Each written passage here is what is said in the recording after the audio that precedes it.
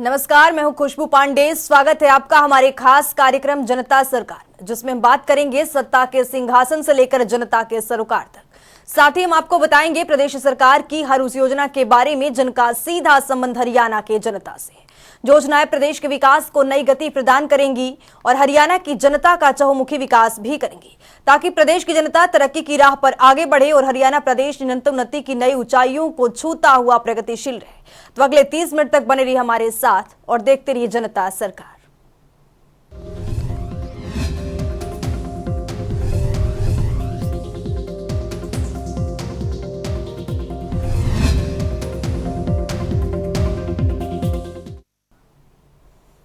मुख्यमंत्री की मनोहर नीतियों और दूरगामी सोच का ही नतीजा है कि हरियाणा देश भर में अपनी पहचान कायम कर रहा है। वहीं प्रधानमंत्री नरेंद्र मोदी ने मंगलवार को कृषि अदानों के लिए किसान सम्मान निधि की 13वीं किस्त जारी की है, जिसको लेकर मुख्यमंत्री मनोहर लाल ने हरियाणा वासियों की ओर से प्रधानमंत्री का आभार व्यक्त किया है। देखिए।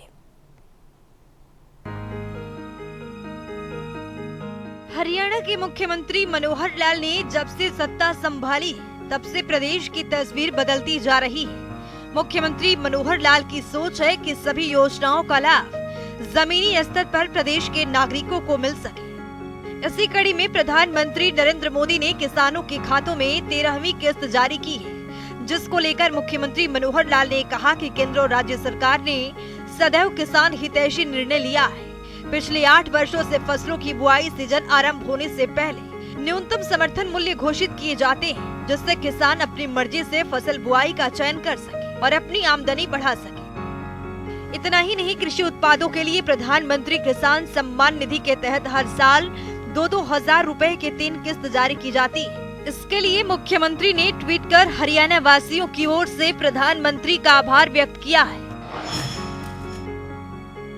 होली से पहले किसान भाइयों के खाते में पीएम किसान की 13वीं किस्त भेजने के लिए मैं प्रधानमंत्री नरेंद्र मोदी जी का आभार प्रकट करता हूं। डीबीटी के माध्यम से सीधे खातों में पैसा जाने के कारण हरियाणा के किसानों को भ्रमित कर उनके हकों पर डाका डालने वाले लोग निष्प्रभावी हो चुके हैं। वहीं मुख्यमंत्री मनोहर लाल ने कहा कि पहले की सरकार न्यूनतम समर्थन मूल्य के नाम पर किसानों को बहकाती रहती थी, लेकिन अब सरकार ने न्यूनतम समर्थन मूल्य का स्थायी फॉर्मूला तय कर दिया है और बुआई सीजन आरंभ होने से पहले ही किसानों को पता चल जाता है कि आगामी खरीद सीजन में कौन सी फसल किस मूल्य में बेची जा सकती है। उसी के अनुसार वो फसलों की बुआई करने का फैसला ले सकता है। इसके साथ ही सीएम मनोहर लाल ने कहा कि पहले की सरकारें स्वामीनाथन आयोग के नाम पर भी किसानों को बरगलाती थी। हरियाणा सरकार ने प्राकृतिक आपदाओं से फसल के नुकसान की भरपाई के लिए 12,000 रुपए प्रति एकड़ मुआवजा वर्ष 2015 में ही देने की शुरुआत की थी, जबकि स्वामीनाथन आयोग ने अपनी सिफारिशों में 10,000 प्रति एकड़ देने की बात की थी। हरियाणा सरकार ने तो किसानों को स्वामीनाथन प्लस दिया है। अब सरकार ने इस राशि को बढ़ाकर 15,000 प्रति एकड़ किया है, जो देश में सर्वाधिक है। वहीं आईटी के युग में किसान आधुनिक तकनीक के साथ खेती कर रहा है। हरित क्रांति में अपनी कड़ी मेहनत से देश को खाद्यान्नों के मामले में आत्मनिर्भर बनाने में महत्वपूर्ण योगदान देने वाला हरियाणा का किसान आज नील क्रांति और श्वेत क्रांति की ओर अग्रसर है। पद्मश्री जैसे पुरस्कारों से पहली बार बड़ी संख्या में किसानों को सम्मानित करने का कार्य भी इसी केंद्र सरकार ने किया है। ब्यूरो रिपोर्ट, जनता टीवी। हरियाणा की मनोहर सरकार हरियाणा वासियों के लिए कई महत्वपूर्ण काम कर रही है, ताकि प्रदेश में हर एक व्यक्ति तक सरकार की योजनाओं का लाभ पहुंचाया जा सके। साथ ही सरकार मनोहर नीतियों और योजना चलाकर प्रदेश के नागरिकों के समान विकास के लिए नए रोजगार अवसर प्रदान कर रही है। इसी कड़ी में मुख्यमंत्री मनोहर लाल की अध्यक्षता में मंगलवार को हरियाणा परचेज वर्कर्स कमेटी की बैठक हुई, जिसमें 10 करोड़ से ज्यादा की लागत से 10 टेंडर पर चर्चा हुई। रिपोर्ट देखिए।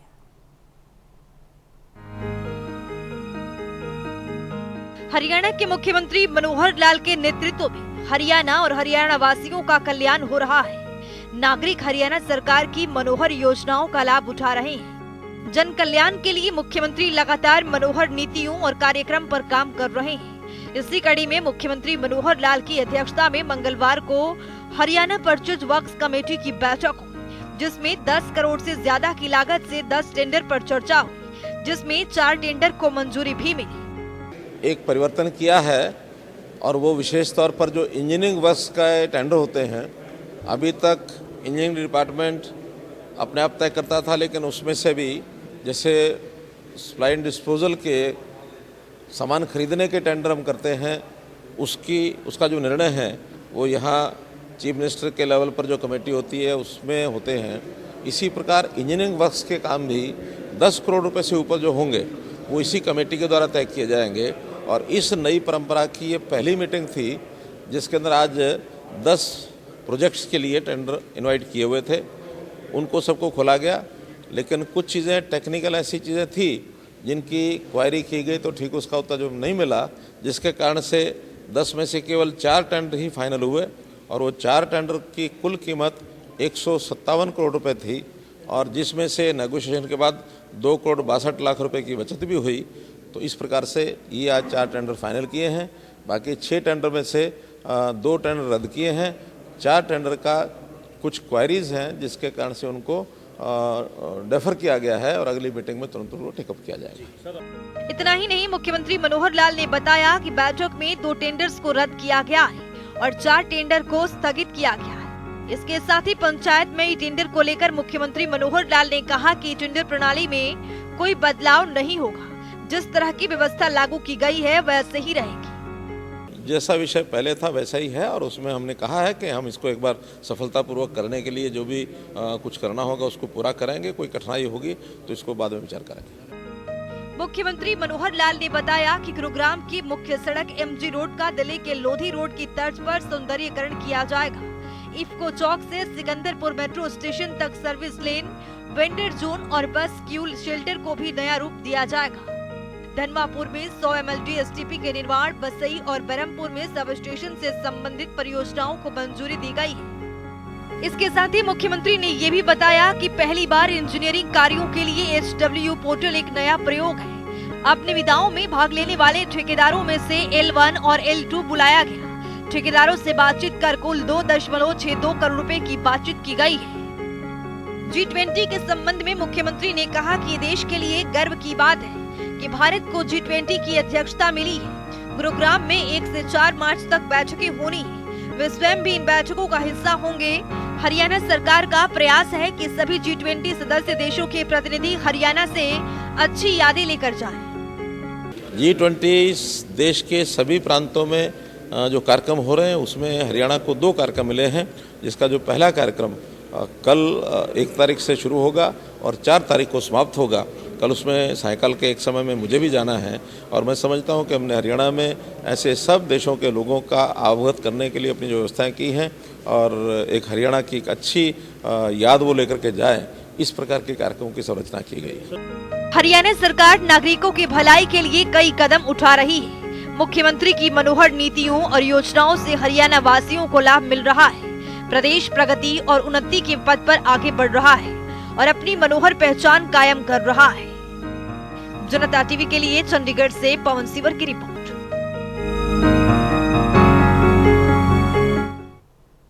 वहीं मुख्यमंत्री मनोहर लाल समय समय पर बैठक कर प्रदेश के हित में कई फैसले लेते रहते हैं ताकि प्रदेश का हर एक नागरिक खुशहाल जीवन जी सके। इसी कड़ी में मंगलवार को मुख्यमंत्री मनोहर लाल ने नगर दर्शन पोर्टल की समीक्षा बैठक की। इस दौरान सीएम ने बैठक में निर्देश देते हुए कहा कि आमजन को सुविधाएं प्रदान करने के साथ साथ सभी विकास कार्य समयबद्ध तरीके से करवाना सुनिश्चित करें। रिपोर्ट देखें। हरियाणा के मुख्यमंत्री मनोहर लाल ने मंगलवार को नगर दर्शन पोर्टल की समीक्षा बैठक की अध्यक्षता की। इस बैठक में शहरी स्थानीय निकाय मंत्री डॉक्टर कमल गुप्ता भी उपस्थित रहे। इस दौरान सीएम मनोहर लाल ने हरियाणा के कार्य में कोताही बरतने पर सख्त संज्ञान लिया। इस मौके पर मुख्यमंत्री मनोहर लाल ने कहा कि प्रदेश में किसी तरह का कोई भी भ्रष्टाचार बर्दाश्त नहीं किया जाएगा। वहीं मुख्यमंत्री मनोहर लाल ने नगर दर्शन पोर्टल पर शहरी निकायों से संबंधित नागरिकों द्वारा विकास कार्यों से संबंधित भेजी गई मांगों और उन पर चल रहे कार्यों के बारे में विस्तार से समीक्षा की। इसके साथ ही मुख्यमंत्री ने निर्देश दिए कि विकास कार्यों के क्रियान्वयन में देरी और कुछ अनियमितताएं पाए जाने पर उपरोक्त दोनों अधिकारियों को सस्पेंड करें। इसके अलावा मुख्यमंत्री ने कहा कि सरकार का उद्देश्य आम जन को सुविधाएं प्रदान करने के साथ साथ सभी विकास कार्य समयबद्ध तरीके से करवाना सुनिश्चित करना है। अधिकारियों और कर्मचारियों के स्तर पर किसी भी प्रकार की लापरवाही बर्दाश्त नहीं की जाएगी। सरकारी अधिकारियों और कर्मचारियों की नैतिक जिम्मेदारी है कि वे अपने दायित्वों का निर्वहन ईमानदारी से करें। वहीं इस बैठक में शहरी स्थानीय निकाय विभाग के अधिकारी मुख्य सचिव अरुण कुमार गुप्ता, मुख्यमंत्री के प्रधान सचिव उमाशंकर और शहरी स्थानीय निकाय विभाग के निदेशक डी के बेहरा सहित अन्य अधिकारी उपस्थित रहे। ब्यूरो रिपोर्ट, जनता टीवी। हरियाणा वो प्रदेश जिसकी गिनती देश के अग्रणी राज्यों में की जाती है। हरियाणा की ये छवि वर्तमान शासन में और भी ज्यादा मजबूत हुई है, क्योंकि यहाँ के नागरिक और व्यवस्था के बीच सुगमता के वो रास्ते गढ़े गए हैं, जहां से होकर नागरिकों को उन तमाम कल्याणकारी योजनाओं और सेवाओं का लाभ प्राप्त हो रहे हैं जिनके वो हकदार हैं। इसी कड़ी में मनोहर सरकार ने गरीब जरूरतमंदों के विकास के लिए मुख्यमंत्री अंत्योदय परिवार उत्थान योजना की शुरुआत की है। इस योजना के लिए परिवारों के पहचान पत्र के जरिए लोगों को लाभ मिल रहा है और गरीब जरूरतमंदों को विकास के पथ पर आगे बढ़ने के लिए उन्हें प्रोत्साहित भी किया जाता है। रिपोर्ट देखिए।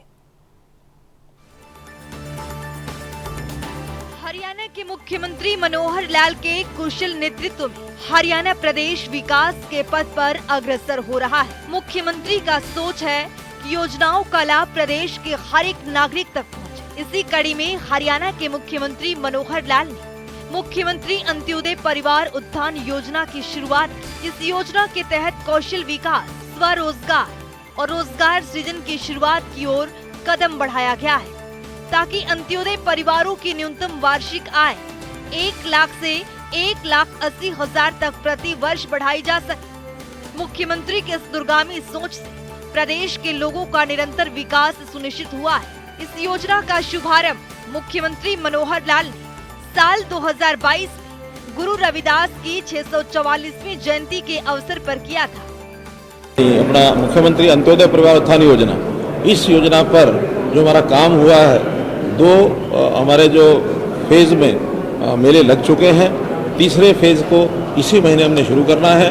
जो 2 फेज के रिजल्ट्स हैं उसकी समीक्षा की गई है, क्योंकि कई हिस्सों में वो काम करना पड़ता है। मेले लगाना, परिवारों की पहचान करना और डिपार्टमेंट्स के माध्यम से उनको योजनाएं बताना, उसको अप्रूव करना, फिर बैंक से उनकी सहायता करवाना, बैंक्स के माध्यम से कितने लोगों को लोन मिलेगा, फिर उन्होंने डिस्बर्समेंट और डिस्बर्समेंट के बाद भी वो लोग अपना उचित काम कर सकें, तो ऐसे डिपार्टमेंट की ओर से उनके ऊपर एक ऐसी टीम, संरक्षकों की टीम हम लगाते हैं, ताकि जिस काम के लिए किसी व्यक्ति ने पैसा लिया है उसका ठीक उपयोग करे और अपनी आय बढ़ाए। तो ये सारे पर कंप्रिहेंसिव विचार हमने किया है और इसका लाभ हमको मिल रहा है। जो 1 लाख का हमने टारगेट किया था, उसमें से लगभग 50,000 परिवार पिछले 2 बार के जो हमारे मेले लगे हैं उसके अंदर चिन्हित किया गया, जिनको ये लाभ दिलाया जाएगा। अगला जो फेज है इस महीने की 10 तारीख से उसको तीसरे फेज को हम शुरू करेंगे, ताकि ये तीसरा फेज भी महीने के अंत तक। मुख्यमंत्री अंत्योदय परिवार उत्थान योजना हरियाणा के मुख्यमंत्री मनोहर लाल की ओर से राज्य के गरीब परिवारों की आय में वृद्धि करने के लिए शुरू किया गया है। ये एक ऐसी योजना है जिसके जरिए गरीब परिवारों के पहचान पत्र बनाए जाते हैं और गरीब जरूरतमंदों को विकास के पथ पर आगे बढ़ाने के लिए उन्हें प्रोत्साहित किया जाता है।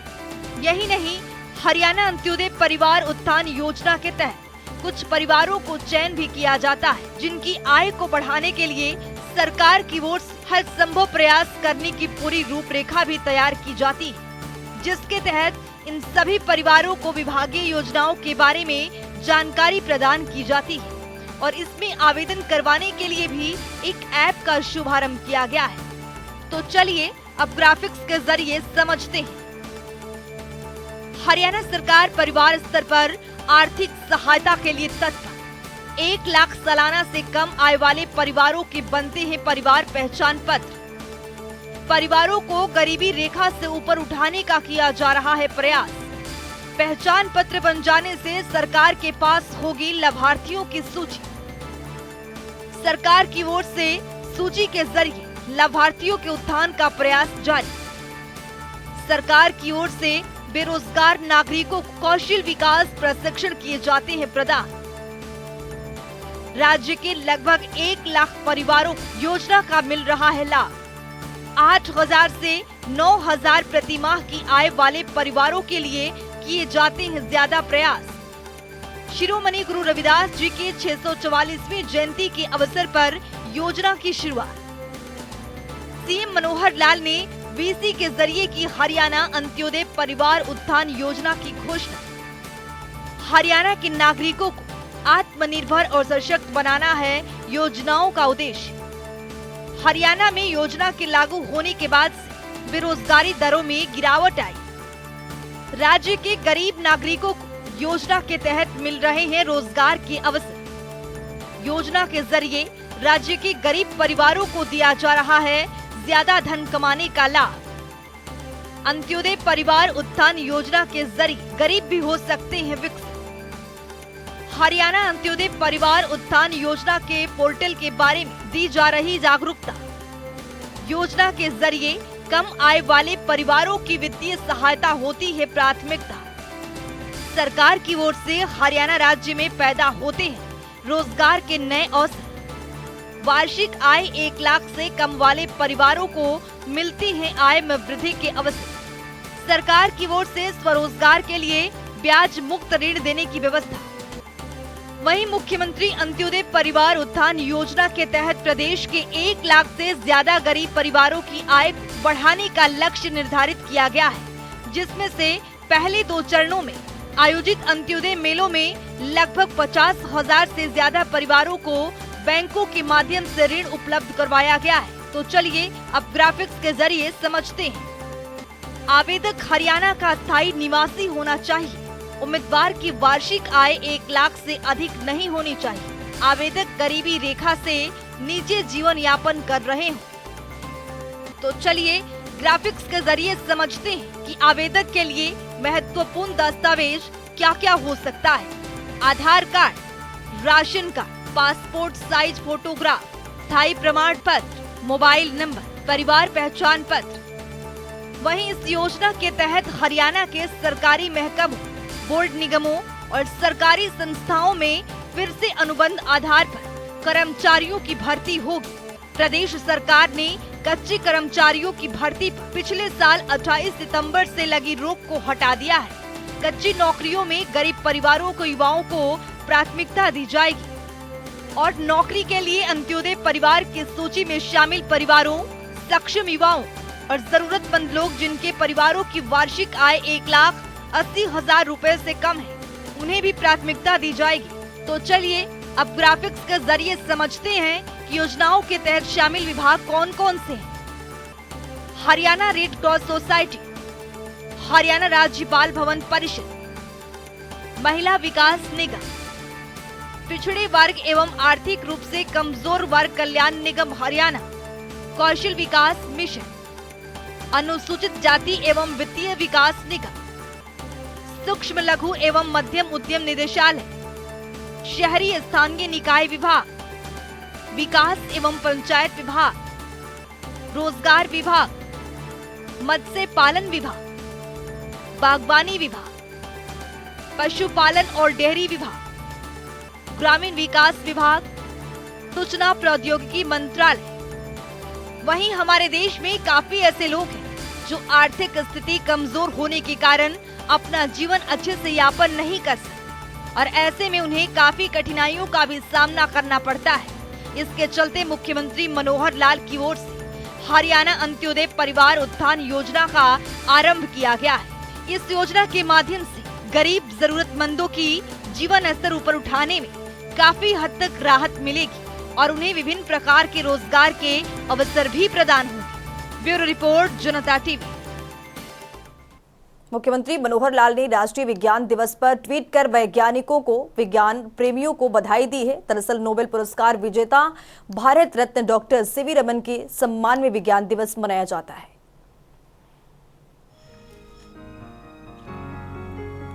मुख्यमंत्री ने अपने ट्वीट में लिखा है, नोबेल पुरस्कार विजेता भारत रत्न डॉक्टर सीवी रमन जी के सम्मान में मनाए जाने वाले राष्ट्रीय विज्ञान दिवस पर वैज्ञानिकों को और विज्ञान प्रेमियों को बधाई। मैं विज्ञान के प्रति उत्साही हमारे वैज्ञानिकों की कड़ी मेहनत और नवाचार को सलाम करता हूं। मुख्यमंत्री मनोहर लाल ने अपने आगे ट्वीट में लिखा है, जिन्होंने भारत को गौरवान्वित किया है। तो चलिए जान लेते हैं कि आज के इस सवाल का विजेता कौन है।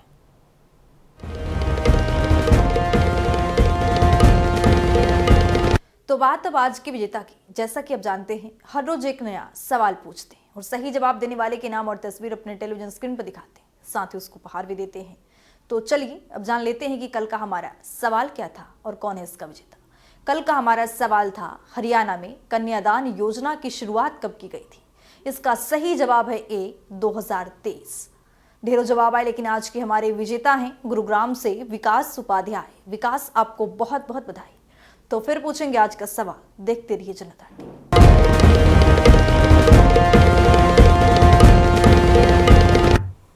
तो वक्त हो गया है आज की मुलाकात का। आज की मुलाकात में हम हर दिन नए शख्सियत से आपको रूबरू कराते हैं और उनकी कार्यप्रणाली पर बारीकी से नजर डालते हैं, जानते हैं वो तमाम योजनाएं जो बनी है हरियाणा की जनता के लिए। तो ऐसे ही शख्सियत जनता टीवी ने खास बातचीत की है। इनका नाम है डॉक्टर सूर्य खटकर, जो कि रोहतक से पशुपालन विभाग में डिप्टी डायरेक्टर के पद पर काबिज हैं। सुनिए।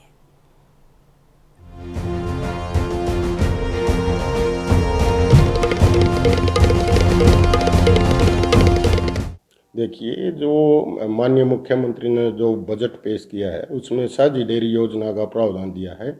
ये बेसिकली गांव में जो पंचायती ज़मीन है उस पर गांव का समूह बना के, जैसे सेल्फ हेल्प ग्रुप होता है, तो उस पर डेयरी का प्रावधान हो, उसमें गवर्नमेंट एड प्रोवाइड करेगी, वहीं फॉडर प्रोडक्शन होगा और जो ग्रुप बनाकर जो डेयरी की व्यवस्था होगी उसका दूध जो अपने कोऑपरेटिव सेक्टर है जैसे वीटा है वो उसको परचेज करेगा। इसमें ये बहुत ही अच्छी योजना है। मैं डिप्टी डायरेक्टर होने के नाते बताना चाहूँगा कि गांव में मतलब जो युवाओं को रोजगार, गवर्नमेंट की मंशा है कि गांव का नौजवान अपना काम करे।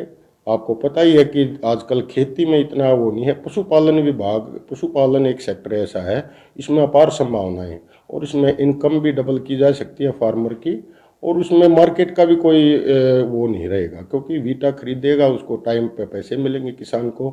और मैं तो कहता हूँ ये बहुत ही माननीय मुख्यमंत्री ने जो साझी डेयरी योजना बजट में प्रावधान कराया है, मैं किसानों को मुबारकबाद देता हूँ और मैं भविष्य में चाहता हूँ कि हर गांव में हर युवा एनिमल हस्बेंड्री को अपनाए और अपना रोजगार करे। इसका जो भी गांव में पंचायत की ज़मीन होती है, जैसे जिन गाँव में पंचायत के पास ज़मीन होती है वहाँ एक तो फर्टाइल लैंड है, वहाँ चारे की भी व्यवस्था होगी, वहाँ जो भी उसका वो होगा, जो भी उसका लीज वगैरह होगी तो वो पंचायत के खाते में भी जाएगा पैसा, उससे पंचायत को भी फायदा है। जो बेरोजगार युवक है वो अपना रोजगार कमाएगा।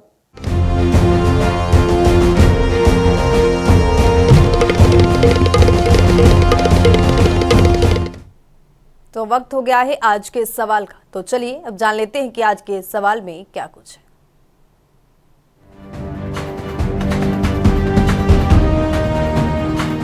हर रोज की तरह हाजिर हूं आज का सवाल लेकर। जैसा कि आप जानते हैं, हर रोज एक नया सवाल पूछते हैं और सही जवाब देने वाले के नाम और तस्वीर अपने टेलीविजन स्क्रीन पर दिखाते हैं, साथ ही उसको उपहार भी देते हैं।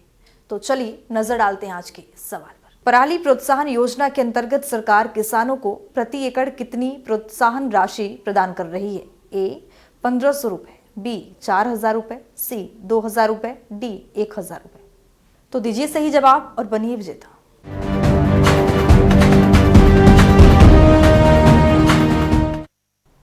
तो हमारे खास कार्यक्रम जनता सरकार में आज के लिए इतना ही। नमस्कार।